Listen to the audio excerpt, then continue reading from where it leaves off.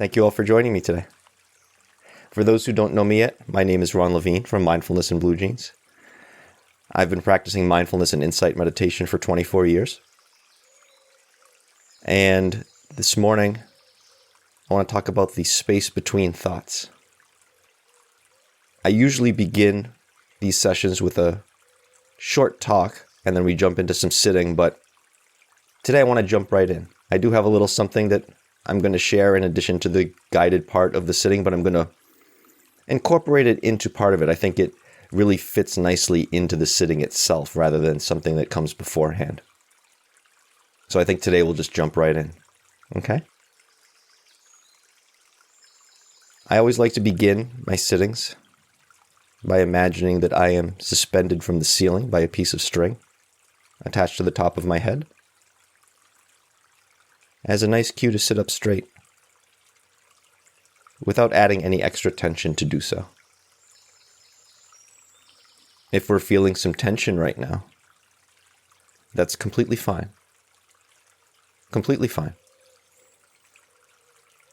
There's no need to try to get rid of tension that is here, because usually we do that by trying to force it away, which is just adding more tension to tension. And we're not here to do that. So if there's some tension here, it's allowed to be here. And it's allowed to leave in its own time, which may or may not be today.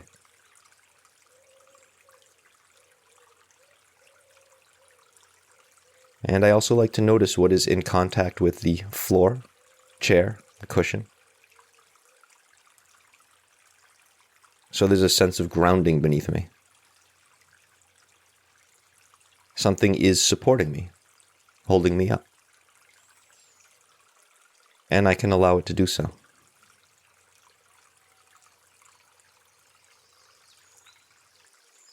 Let's take a moment to notice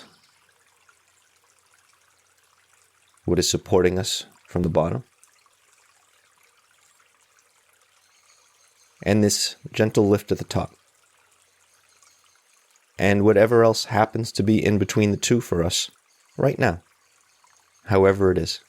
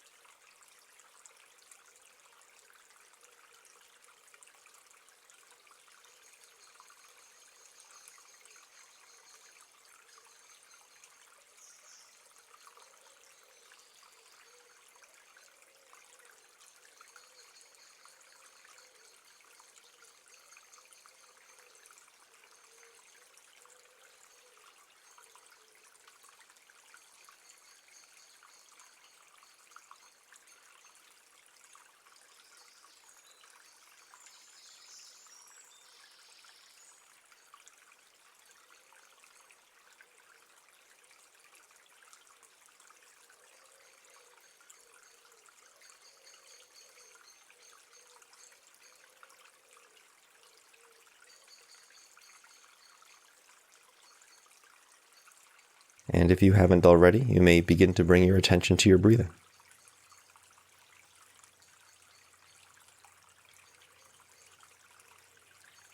And you may notice when you bring your attention to your breathing, there's a tendency to try to control it or shape it. Perhaps we think we need to have a certain kind of breathing in our meditation. And there are some kinds of meditation that involve controlling and shaping the breathing, but we don't need to do that here.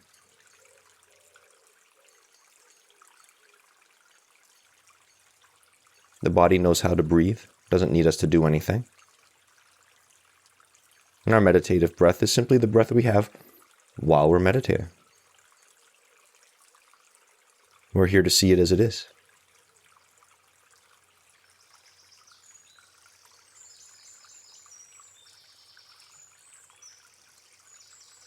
And if we're very accustomed to controlling the breathing, as I once was,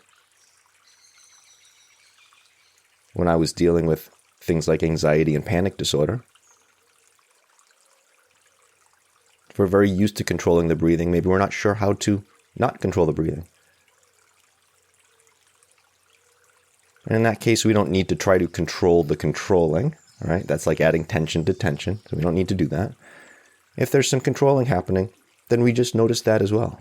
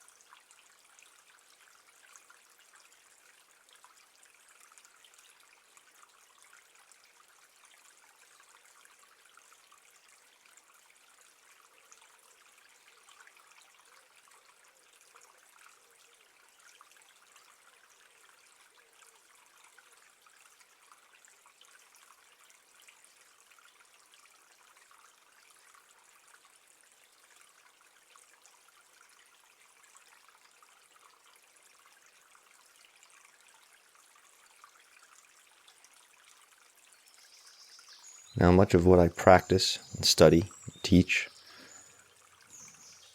comes from Theravada Buddhism, the teachings of the historical Buddha as best we know them. And one of the teachings central to Buddhism is that of karma. Not what we think of in Western society, say, as karma as revenge or justice, but cause and effect.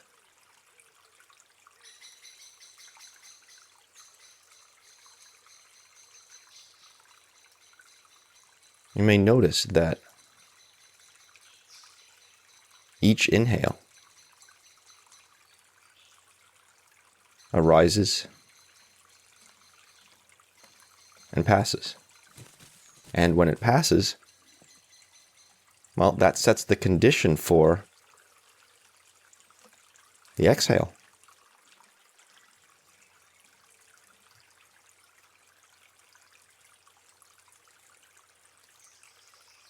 The exhale arises and passes and sets the condition for the next inhale.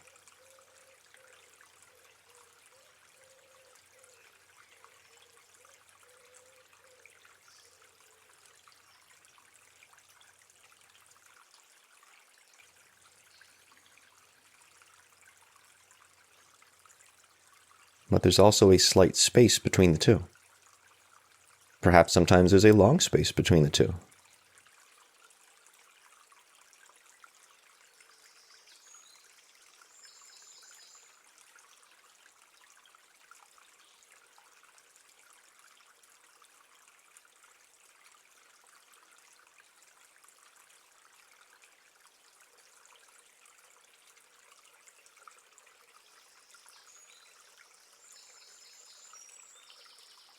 So there's this ongoing cycle of an inhale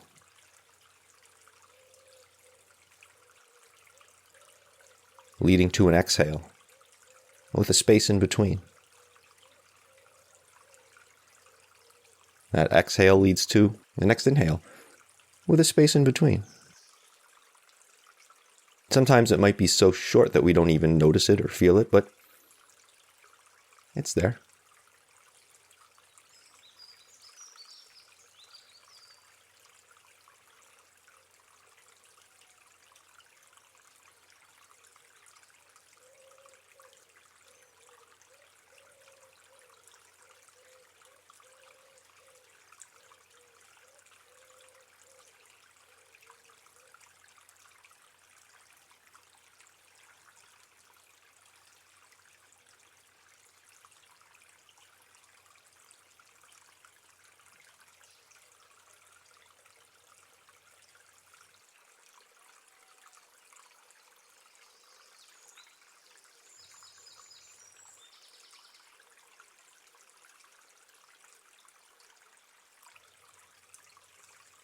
Now, a number of years ago,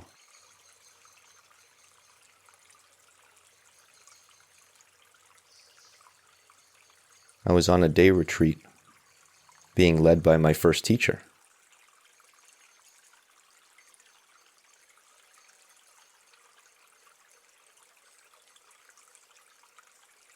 And at the end, one of the attendees asked a question about having difficulty dealing with this recurring thought pattern that he was experiencing.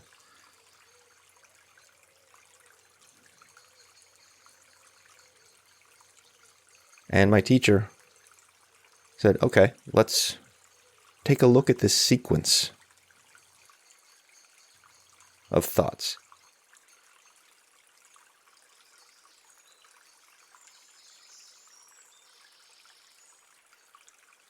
He says, what's the first thought in the sequence? And the guy answers with a particular thought.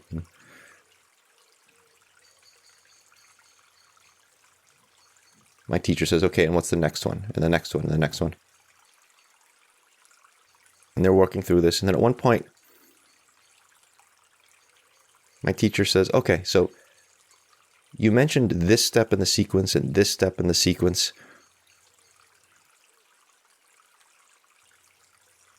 What's in between those two?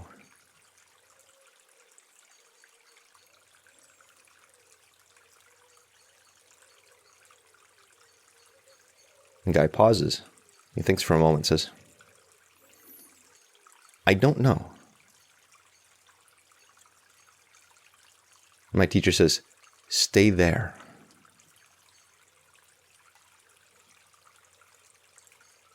Stay there in the don't know.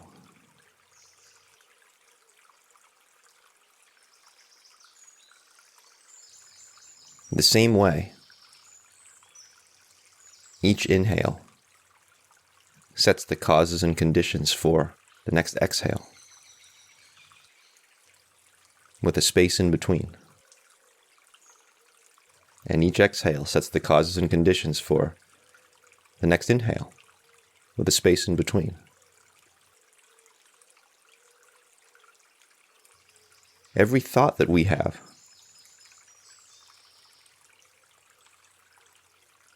sets the causes and conditions for the next thought that we have.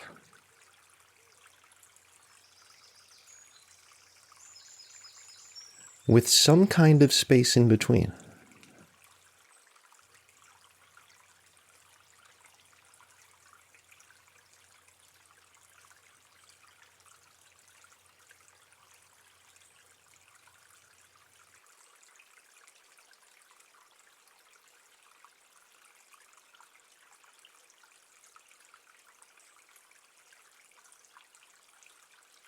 With practice,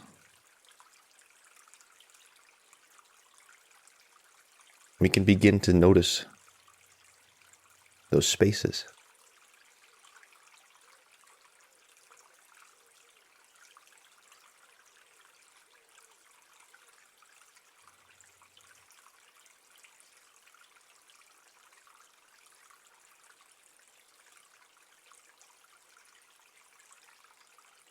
The don't know mind.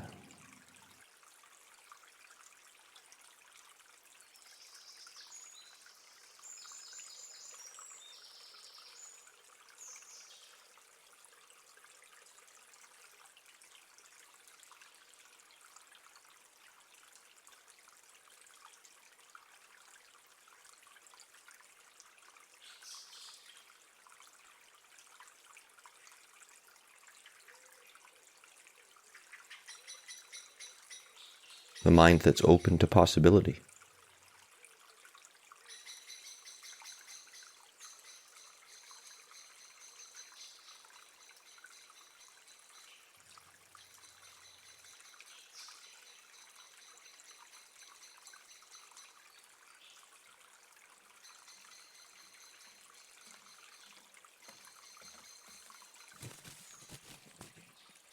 What happens if we direct our attention to these spaces between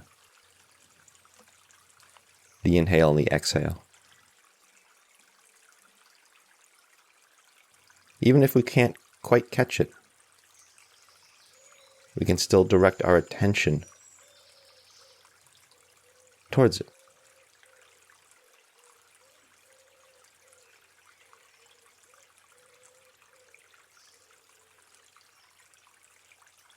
And we can do the same thing with the stream of thoughts.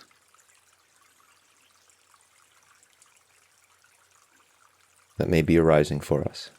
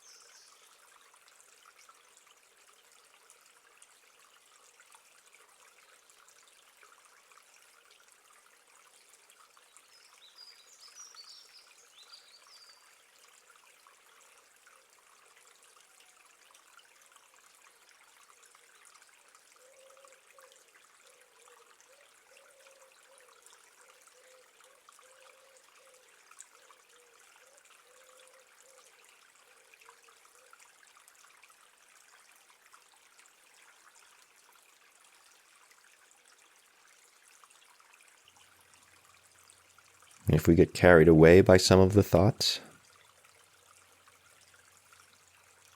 sooner or later we catch it, and we may re-anchor on the breathing.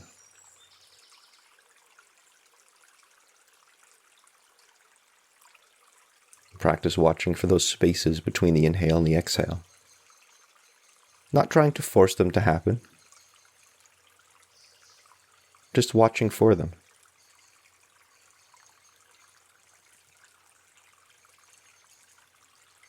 Maybe we can't spot them yet. That's fine.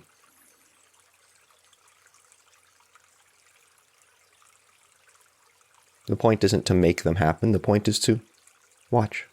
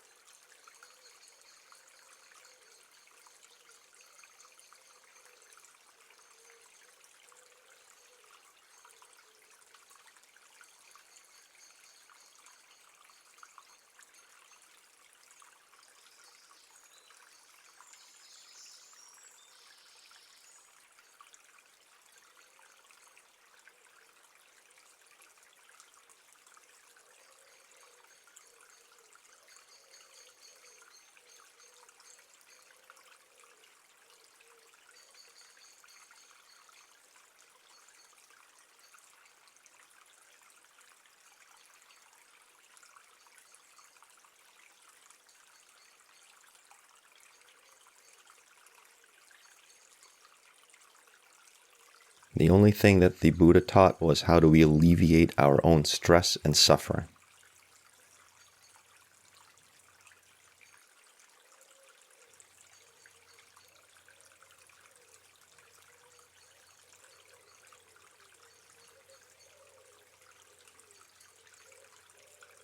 And stress and suffering come from not using the mind skillfully.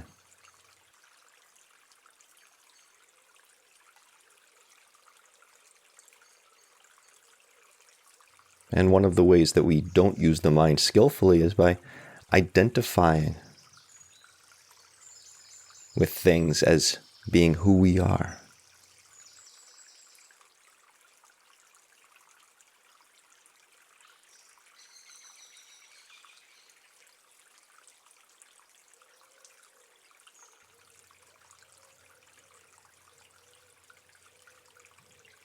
Like thoughts.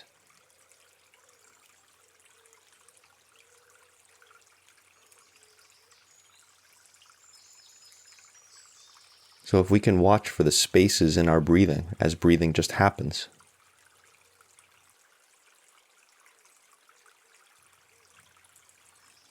we can watch for spaces in our thoughts as thinking just happens.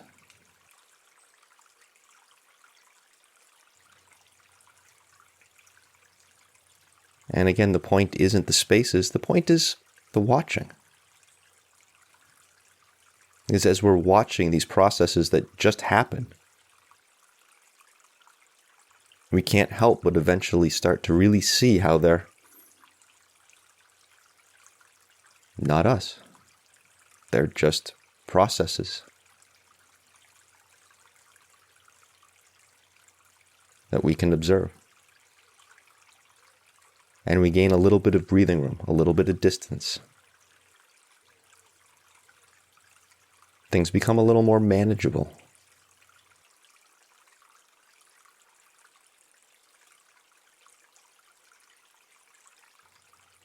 Not necessarily comfortable all the time. They don't have to be.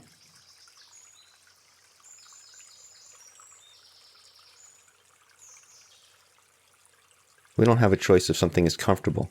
We do have a choice how we manage things that are not comfortable. And the ability to observe, to watch, to not identify.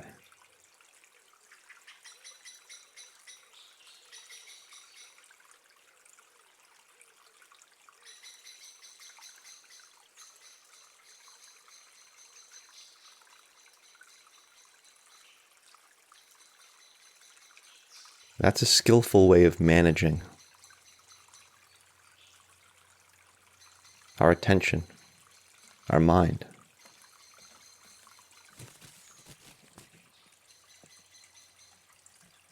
And that's our karma. Again, cause and effect. We are changing the causes, changing the conditions, changing what we're doing with what's here to see what kind of an effect we get.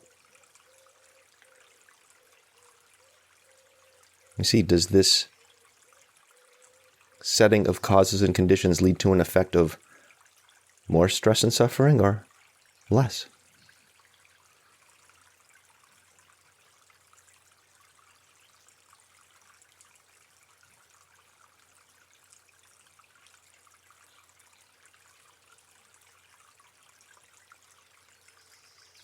That's the process of gaining insight, seeing, knowledge.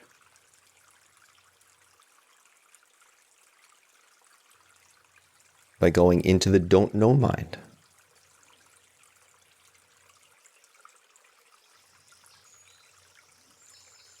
Seeing something new.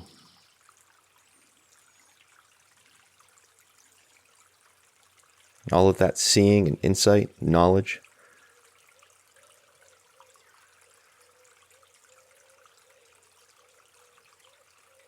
leads to wisdom.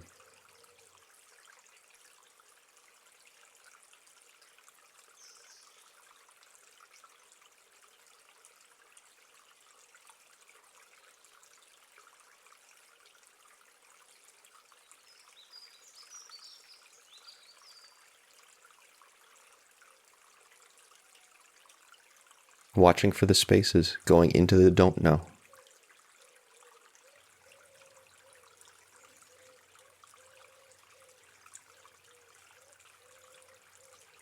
Is how we find our way.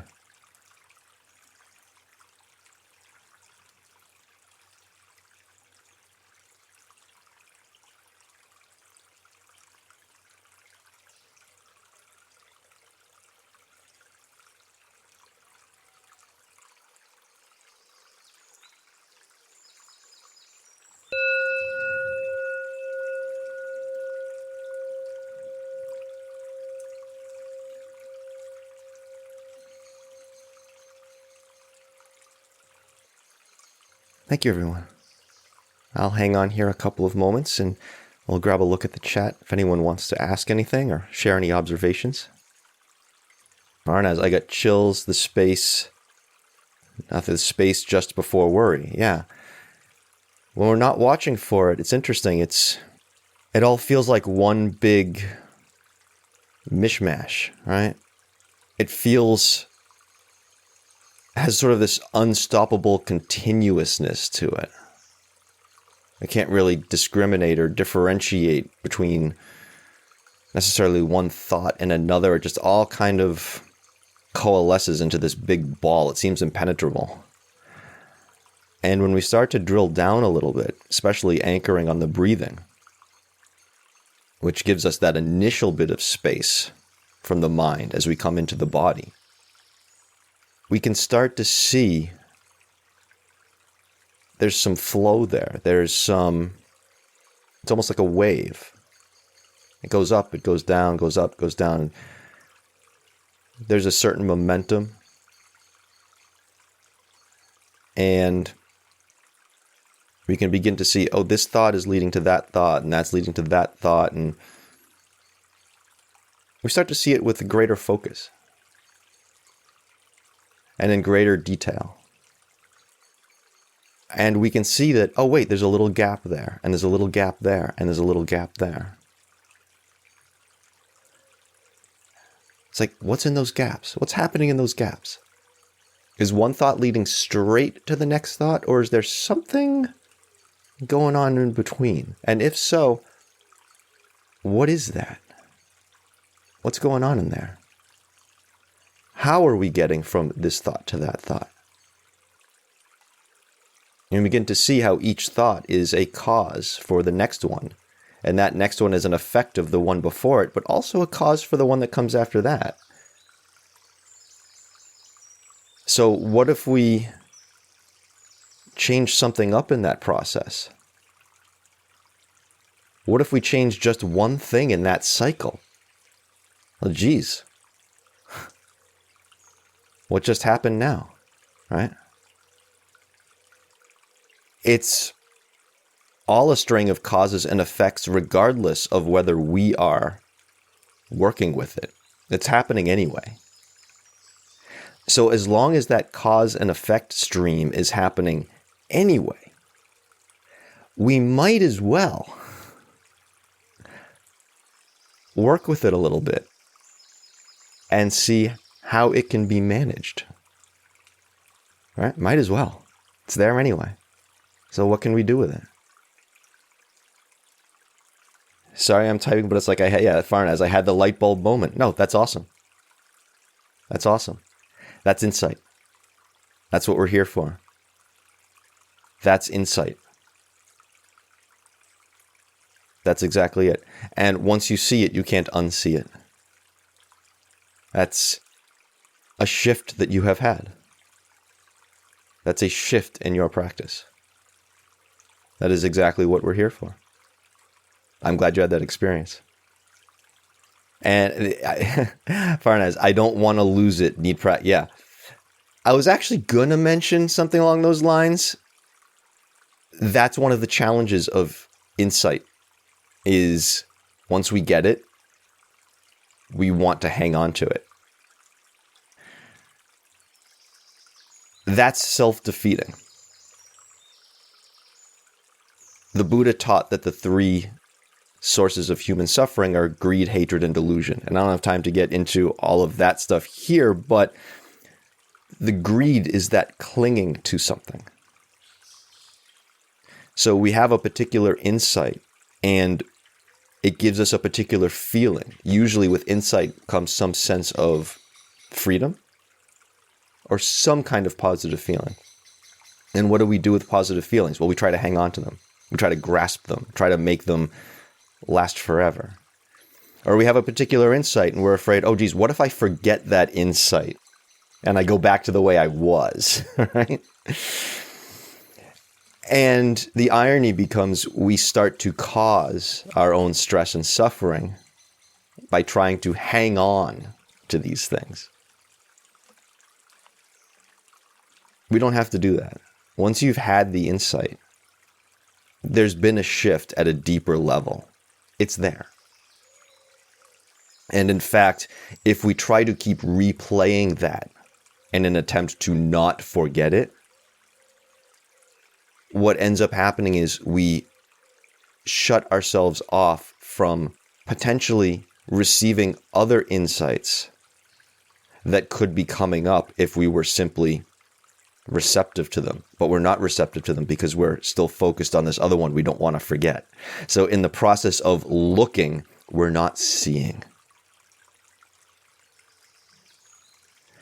And I know this intimately because I've been through it so many times. And so there's this desire to grasp onto this insight and the feeling that arose from it. You can notice that desire. That's just another thing that we can observe. And you may at some point gain some insight from simply noticing that desire to hang on to insight. The practice just folds upon itself in layers like that.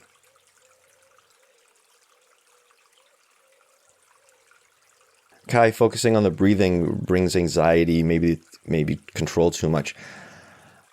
I had the same problem when I first started because I came to this practice because of panic disorder and anxiety and was used to controlling my breathing. It was very difficult for me to focus on the breathing, in particular to focus on the breathing without controlling it. It's something to notice, something to practice with. If there's some anxiety around the breathing, if perhaps we don't want to relinquish the control we might be exerting over the breathing yet, we can notice that. We take it in manageable chunks. Like anything else, we can experiment, set different causes and conditions. We can notice the breathing at a physical level, in one particular part of the body, in a different part of the body, in the whole body.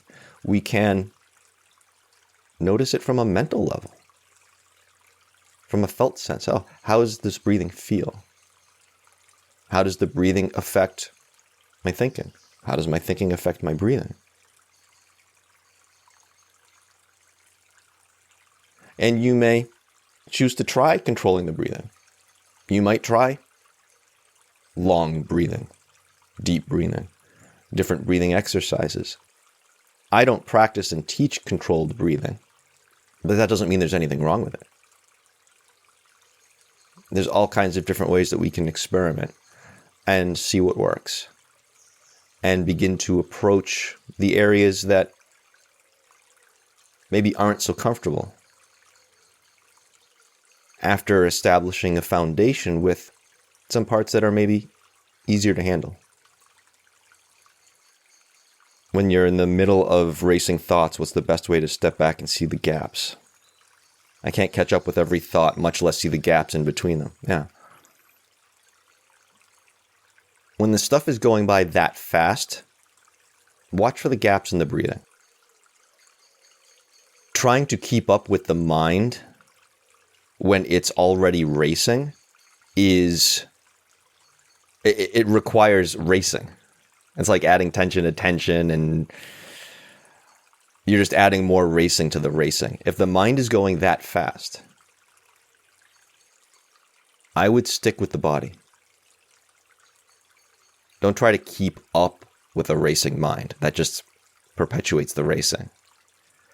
If the mind is racing, let it race. Come to the felt sense. Come to the body. Come to the breathing. Just watch the breathing. Make it that simple. And the mind's going to come knocking and it's going to have all these things like, okay, right now I'm watching the breathing. Let the mind do what it needs to do. Let the body do what it needs to do and watch what the body does. And just keep it that simple. And you'll find that's not easy to do. So it takes a lot of attention. Try that as a cause and condition and see what the effect is. And not for 20 seconds or 30 seconds, but, give it some time. Give it some time. and see what the effect is. I can't tell you what the effect will be. You'll have to find out. But that's what we're doing here, is experimenting. Different causes and conditions, seeing what the effects are. It's another form of don't know mind. What am I going to get with this? I don't know, but let's find out. Yeah, as far as since childhood, I've had a big imagination of created scenarios, making up stories. Yeah, that's all of us. that's what we're all doing. I often say we can divide our lives into two parts. We've got the first part of our lives, our early childhood, when we're encountering all these different kinds of pain for the first time. Physical pain, emotional pain. Encountering all these different kinds of pain for the first time. And we're trying to find any way to make it stop. And at some point, maybe we find a particular strategy that maybe isn't healthy, but it eases the pain a little bit. Some form of distraction or denial or something. And even our parents are teaching us this. Oh, don't cry. Here, look at this shiny thing, right? So we develop these coping mechanisms for dealing with pain. And as soon as we find something that seems to work, we stick with it. And if it seems not to work sometimes, do we stop using it? No, we just try harder. And they become these ingrained patterns. And if they're not skillful patterns, we cause ourselves a lot of stress and suffering. So like I say, we can divide our lives into two parts. The early years, when we are developing all these coping mechanisms for dealing with pain. And then the rest of our lives, when we're dealing with the fallout of using those coping mechanisms. And so this is what we need to see is, this method I've been using for coping for decades is actually causing me more problems. That's what we're here to see. Because if we're going to start setting some new causes and conditions, we got to see where the problems are. We don't see that that's where the problem is because it's so habituated, so ingrained. It's on autopilot. And that's what we think of as being us. That's who I am. That's what I do. Is it? Is it really? Seems awful like it, but I've been practicing too long now to be able to say, that's not how it is. And that's what we're here to see. Yeah, Carol, the coming to the body, that's been hugely helpful for me. Yeah, getting out of the mind, directing attention to the body, hugely helpful for me. Either in sitting or, exercise. I do yoga. You could do it out walking, do it on a treadmill, anything. Yeah, Blossom, every time I have the triggers, I smile, they remind me to come back to awareness. Yeah, that's just it. As another one of my teachers says sometimes, even a bad situation is a good situation. Or as the saying goes in Chinese, I think it is, the word for crisis is the same word as for opportunity. When something difficult or uncomfortable comes up, here's an opportunity to practice. So take advantage of it while it's here, right? All right. I think I will wrap it up there. Thank you all so much for being with me today. Cheers, everybody. Take care.